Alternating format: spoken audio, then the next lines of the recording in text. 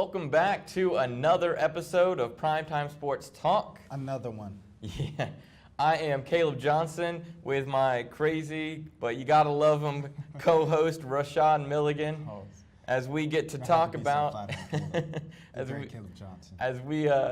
right now, don't cut me off. But as we get to talk about some basketball, but this episode of Primetime Talk, we will not be talking about Georgia State basketball. You won't? No, we will be talking about the NBA. Wow. So hopefully you will have a little more understanding of what was going on this weekend, as we had an exciting weekend of the NBA All-Star set in the wonderful city of Toronto, Canada, up north of the border. The 6th side. Yeah, where Drake and his people are. We kicked off this weekend by announcing on Friday who the finalists were to make the Hall of Fame. That list of players begins with the great Allen Iverson, AI, as he was on that list. Kevin Johnson, also a member of that list. Shaquille O'Neal making that list. And then not as a finalist, but as an immediate international player to put in the Hall of Fame is Yao Ming. You know, he's done a lot for the game over the years, and it was great to see him out, all 7'3" or 4 or 8 of him that was out there. But a great class, but not only players were put into the Hall of Fame or finalists, but there are some finalists as coaches. Yes, there are some finalists as coaches, but I just want to add one quick thing. You know, you're getting old when you actually seeing the players that are getting inducted into the Hall of Fame play, and you can remember it. And the highlights of their career, not at the end, but in their prime. Yes, I remember Iverson. But anyways, on to the coaches. So the coaches, Tom Izzo, Bo Ryan from Wisconsin, Eddie Sutton have been nominated as coaches, but also Lefty Driesell from Georgia State, the former Panthers coach. I have more on that on Friday in Primetime Sportz. But yeah, that's what we have for the coaches. So. There's actually a referee headed in there, Daryl Garrettson. So you don't usually hear too much about referees making the Hall, but there are occasionally some that make it. So after the Hall of Fame nominations, after those finalists were announced, we had the Celebrity All-Star Game, which for the past few years has been pretty dominated by the funny man, the comedian Kevin Hart. Rigged.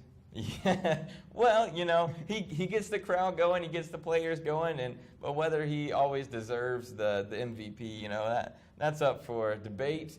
So he came with his 4-time MVP running, but this time Kevin was not playing. He was a coach for Team USA, and he faced off against Team Canada and their coach and the amazing musician and Drake. We're looking out for views from the 6 anytime now. Please, at any point, please drop that album. But it was a pretty good game. It was a close, 10-point game, as the final score was 74-64. And well, what did you think about it? What I thought about the game, 2 words: Tracy McGrady. It was so great to see the great Atlanta Hawk, Tracy McGrady, get back out there on the floor. Hit some threes, hit some deep threes. He still got it. He still got a little bit of jumper. Even though, I think he played as a traitor in this game, as he played for Team Canada since he played for the Toronto Raptors back in the day as one of his many stops along with the Atlanta Hawks. I don't know if that would be a memorable stop for him. Probably he would like to remember those days as an Orlando Magic. But it was good to see him out on the court. He looked good after, not too long ago, he was out on the baseball diamond trying to pitch for a single-A baseball team, and didn't work out that well for him. When has that ever worked out for basketball players? Yeah, please, Michael, stop teaching people to do that. But the celebrity game was a good matchup. You had some players that.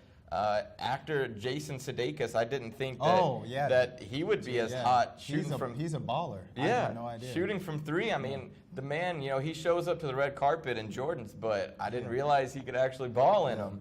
But he came out with a great game. But Team Canada, they did pull out the game by 10. Win Butler was the MVP of the game as he finished with 15 points, 14 rebounds. So, it's hard to judge talent as far as a guy who can actually playing with celebrities. Yeah. But he had a good game. But as we talked about before the show began, his interview after during his speech was a little interesting, I would say. The post-game interview is getting the most attention with Sage Steele. He was talking about Canada versus the USA, and he brought up how this was an election year and how, the USA can take a couple of tips from Canada as far as healthcare goes. And quickly, Sage Steele took the mic back from him and said, okay, we're talking politics now. And it was kind of awkward from then on out. She went on to Drake and the little boy that was there and told him to sign off. The little boy never did it. But that's what I'll probably remember most, other than Kevin Hart coming out. Yeah, so he, trying to throw a little bit of politics in the game, and whether it's the time and the place, well, that's another debatable. Here's the real debate: is it the time and the place to hold presidential debates during NBA All-Star Saturday night? What type of crime is that, ABC? Come on, think about programming here. Think about the American people. You're basically saying, do we take politics or sports more seriously than our vote? And to be honest, I watched the dunk contest because I'd rather see the dunk contest than watch Donald Trump say the same stuff he's been saying for the past 6 months. But we're going to leave politics right now. And you're right, Caleb, and we're going to go back to basketball. Go back into the entertainment of the weekend, as the next competition that we had in this All-Star weekend was the Rising Stars Challenge, as we saw rookies face off against sophomores in the game. And that was actually quite an impressive game, as these All-Star weekend games, typically they revolve around the three ball. Guys are really wanting to put up shots. And so we got a close game in 157 to 154. Defense. Where you at, defense, But so the three ball was definitely falling, especially for Team USA as they played the world. They shot 41% from the field, 19 to 46. The standout guy who ended up winning the MVP was Zach LaVine, as he went 13 of 20 from the field, 2 of 3 from three-point, finished with 30 points. I guess I wasn't completely surprised. He's quite a player, even though Minnesota's really trying to figure out what kind of team they are right now. But both sides of the ball. Last year we had Andrew Wiggins winning the MVP for the world team, and this year it was another Minnesota player and Zach LaVine, and so you can only be bad for so long in the NBA. Yeah, so I really think they're going places. They've got Karl Anthony Towns, another Minnesota player playing for Team USA in this Rising Stars Challenge game. It was a close game. It was back and forth, a lot of competition. Team World really didn't shoot that much worse. They shot 39% from three. As guys, they took 38 attempts. So like I said, it was a lot of when the guys come in, a lot of perimeter passing, guys shooting from the three, and there's not a lot of contest for it. And so it allows some of the bigger guys got to go out there and shoot shots that definitely not normally would have been able to take. But I think it was an overall a good game. Pretty close, but like I said, Team USA comes out with a 3-point win. And we move on to another event. Wait, hold on. First, before we move on, I want to shout out Jabari Parker from Team USA. He's the one with the clinching dunk over Kristaps Porzingis that made Spike Lee shut up and sit back down in his seat. It was nasty. It put the game away. It was great seeing that from a guy that just tore his ACL. It's so great to see the young guys get back on the court. And I can call Jabari Parker a young guy because, believe it or not, I'm older than Jabari Parker. Yes, me too. Yeah, it's crazy to think we're sitting here talking about these guys and they're younger than us out there balling. But more power to them though. They've definitely got the talent. So next event that we had this weekend is they one after the other. I love these All-Star weekends because there's so much going on, so many things. Could you say they're going back to back?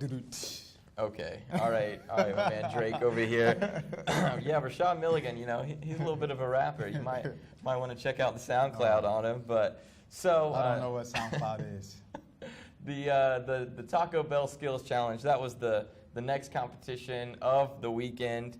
That was when guys go through a system of dribbling, bounce passes, straight up passes, taking shots, layups. There's a little bit of everything, showing your skills as a basketball player, and kind of breaking these down by the rounds.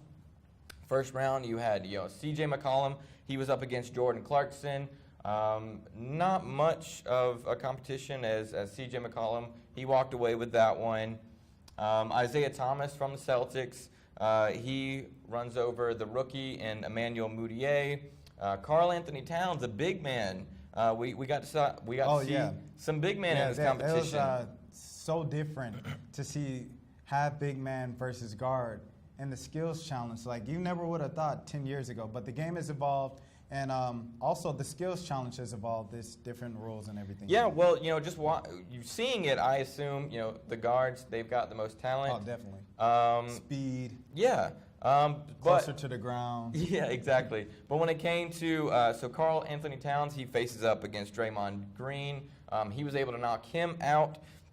DeMarcus Cousins over Anthony Davis, which that was kind of surprising. Anthony Davis, he's known for his slim guy. Yeah, he's known for his handling and shooting skills. But DeMarcus Cousins, the big man, was able to knock off Anthony Davis. So then we moved into the second round.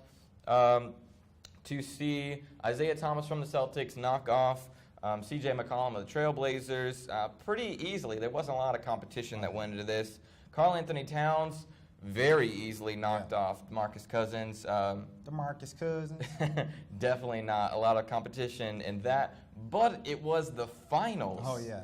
Where things just completely shocked me. I mean, I did not know. I mean, seeing a guard, Isaiah Thomas, facing up Karl Anthony Towns. It was so weird, the whole contest, because you think about Towns, in the finals, he was the number 1 overall pick in his draft. Thomas was the last overall pick in his draft.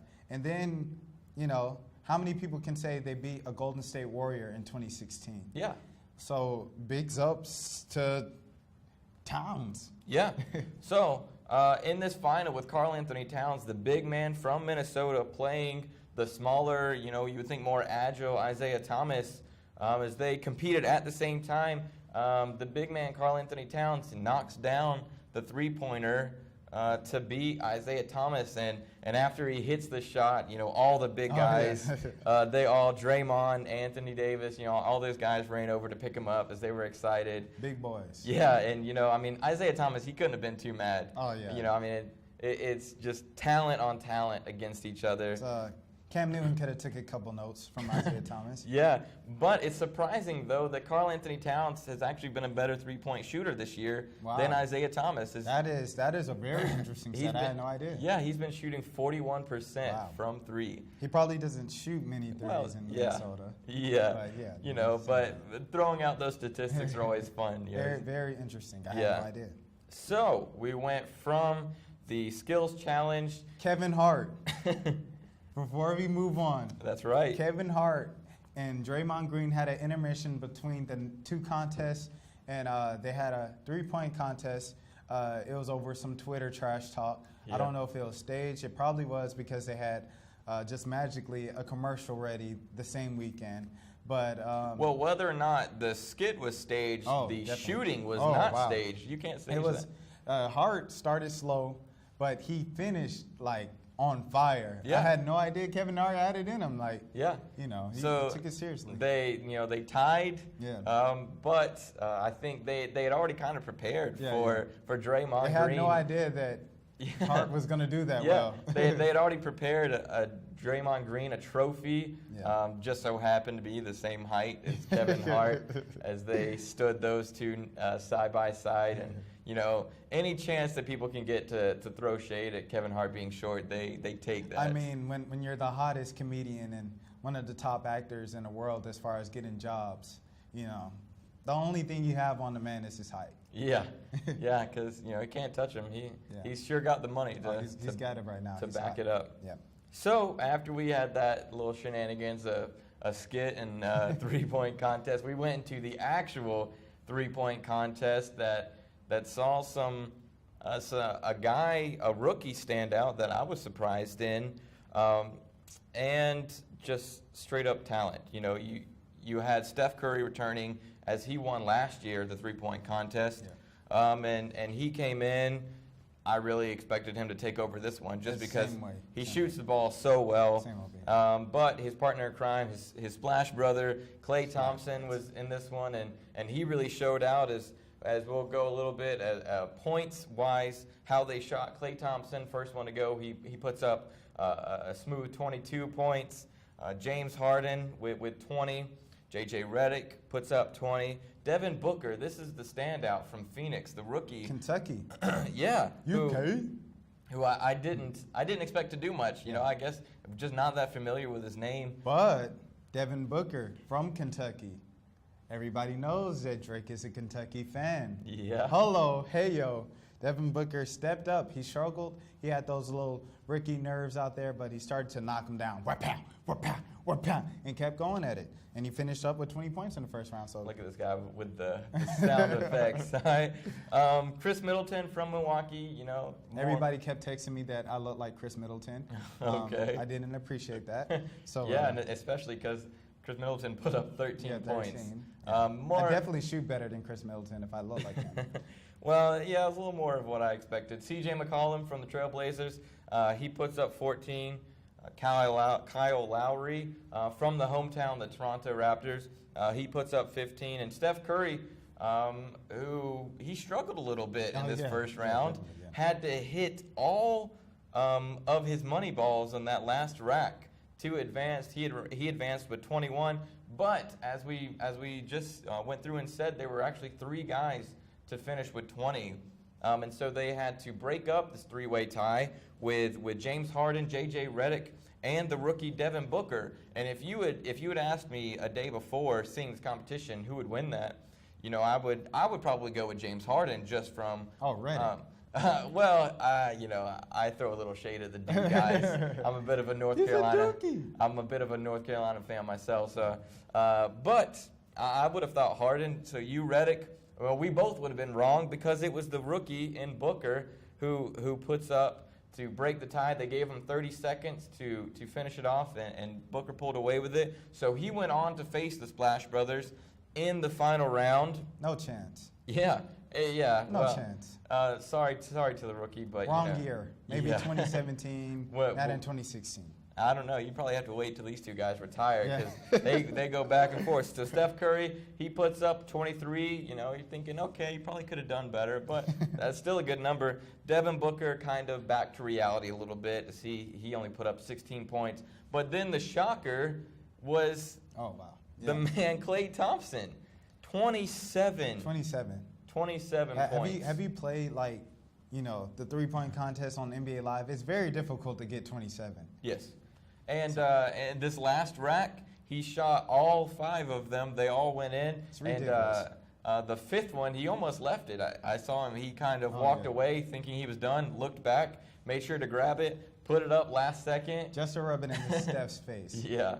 He said he couldn't go home. His dad said, you cannot come home unless you beat Steph in the 3-point contest. Well, he took care of business. He can go home. Yeah, as the first time that back-to-back teammates have won the 3-point contest. So that team is something special. Yeah, I see nothing but another championship for them. 73 wins. I don't know. See, I think they'll do it. I'll say it right now. I think they'll get 73. You think so? Okay. Might get 74. All right. I wouldn't call you crazy if you said 75. It's a bold claim. It is a bold claim, but it's not beyond possible for these guys. So then we went into what used to be what everybody wanted to see. Everybody was waiting around their TVs, waiting for the dunk contest. The last few years, it's been really disappointed. It's been on life support. Yeah, I've been really disappointed with it. The days of Well, you have the old school days of Michael Jordan, you know, the Spud Webb, those guys, you know, Vince Carter in 2000 really stand out.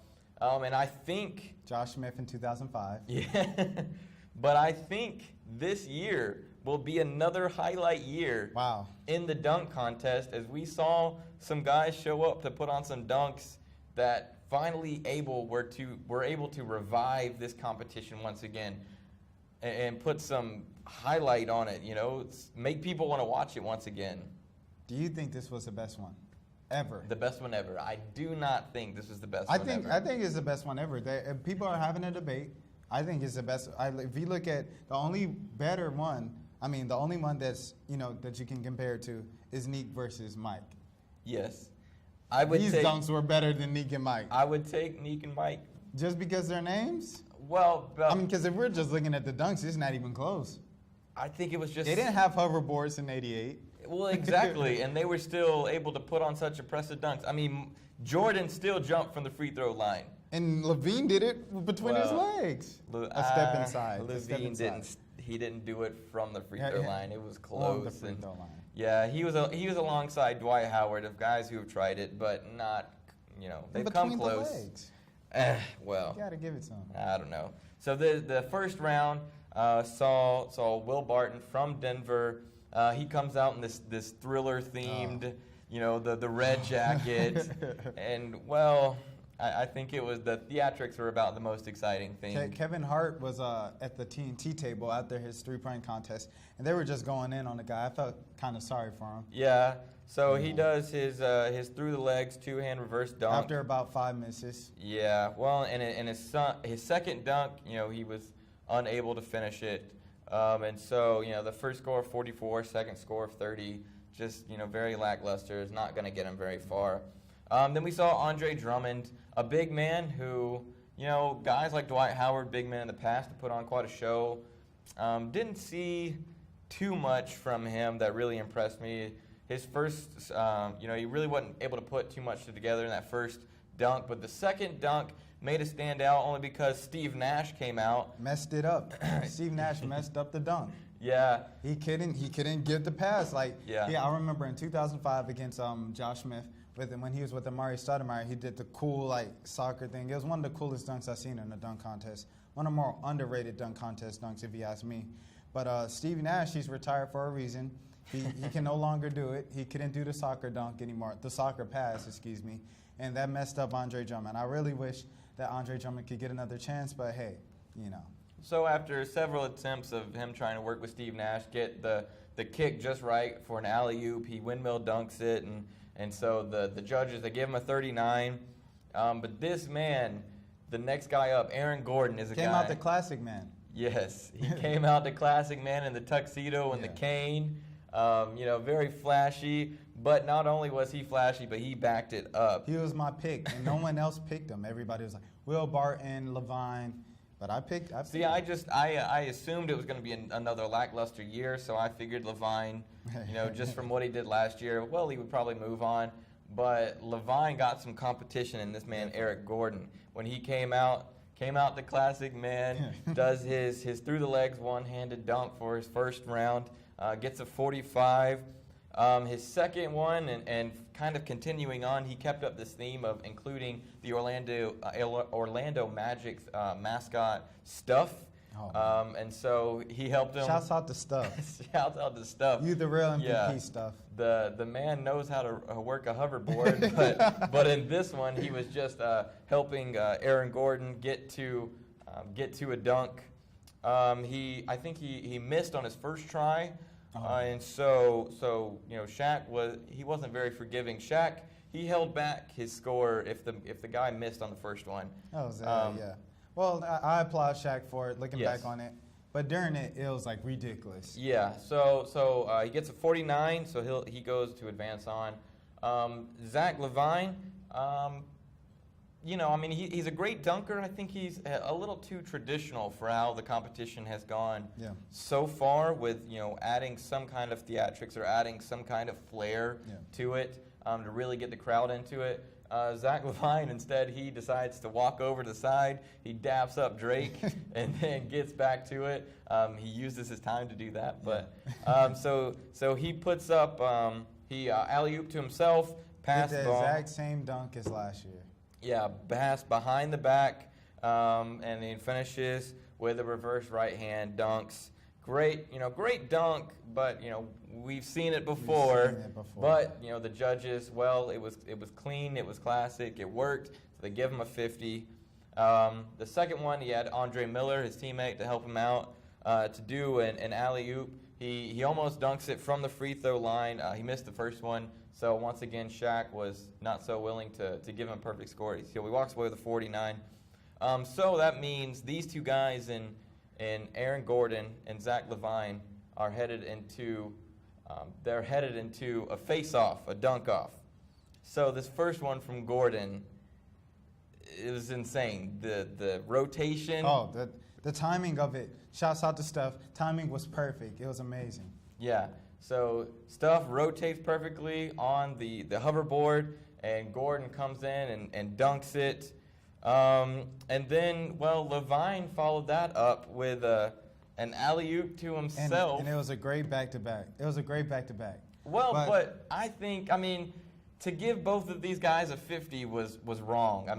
Aaron Gordon, he put up. But both the dunks were 50s, as Kenny Smith said. Both the dunks were 50s. Aaron Gordon had the better 50. But they were both 50s. And I'm glad that they gave them both 50s because it kept the legendary competition going.